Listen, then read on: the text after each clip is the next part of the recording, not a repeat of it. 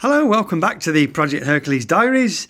If you recall, last time I was rambling on about gearboxes. This was the gearbox of choice. That has now changed. So these are some more gearbox ramblings around what we're going to do next. This is an old Toyota IQ gearbox with a CVT belt assembly inside and a fluid flywheel and a differential. Not going to be used anymore. Instead, we've taken a completely different track. We're going to make a gearbox based on a few Norton parts, and it will be a 2-speed gearbox. So here's a question: what do you call a gearbox with no gears in?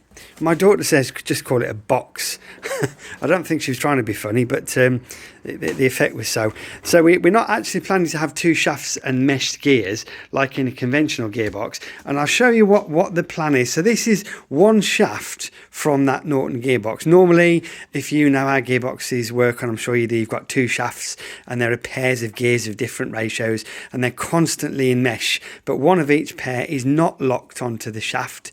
It freewheels. And the other gear of each pair is locked onto the shaft. And by moving a dog, which is always locked to the shaft, into the mesh of the gear, you then lock the gear to the shaft. That's how motorbike gearboxes work. If you want a more detailed explanation, there's plenty of YouTube videos. So what the plan is to put the clutch on the end that spins this assembly, be a standard, heavy duty clutch with a belt drive primary. This shaft will be spinning all the time. It'll be a custom made shaft that's a bit longer than this. Ignore that gear there because that's just holding the thing in the vise for me to demonstrate. What you can see from my hand to the left will be duplicated on the other end of the shaft. So there will be 2 drive sprockets, one on the left hand side of the gearbox and one on the right. There will be 2 of these assemblies that the sprocket runs on, 2 sprocket carriers, and when this dog here moves to the left, it means that this sprocket on the left hand side is locked to the shaft. When it's in the center, neither of the 2 sprockets, you have to imagine the right hand one is there, will be locked to the shaft, and that will be in neutral. And when it moves to the right, the other sprocket will be locked to the shaft. So effectively, by moving this to the left and to the right, you'll be able to drive the bike on the left hand chain, which will go to the rear wheel, or the right hand chain, which will go to the rear wheel. And then it's a simple matter of putting different number of teeth on the front and rear sprockets on the left and right hand side of the bike, and you'll get 2 speeds in your drive. Here's a little drawing. It's a little sketch that Bob's put together. As ever, it's excellent. So you've got the clutch here. This is shown as a Norton clutch with a chain drive primary, but in reality it'll be a belt drive primary. The clutch is spinning. Here's the central shaft, which is a hollow shaft. This is the clutch release mechanism that pushes the rod down the center. All of that fairly standard stuff. And you can see here, this is the drive sprocket on the left hand side, which is in this carrier assembly here.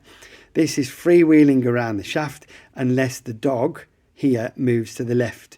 And when these dogs here on the end of this selector, which is locked to the shaft, engage here, this sprocket will drive the bike. When it's in the center as drawn, it's in neutral. And when it's moved to the right, it locks up this sprocket carrier and this drive sprocket, which would be on the right hand side of the bike. So effectively you've got 2 drive chains, one each side of the bike. The gear selector mechanism is drawn is just a simple up and down mechanism on a pivot, but it could be straight out here with a nice little 8 ball in the end of a shaft that you just pull and push with your hand. There's a whole load of ways to do the gear selection, but again, although there are teeth on the gears, the teeth aren't engaged with anything, and we don't have any gears as such inside the gearbox. Because there's only 1 shaft and not 2, it means it's a very small box, be about 150mm diameter for the gearbox, and there'll just be a sprocket on each side and a clutch on the end. Very neat.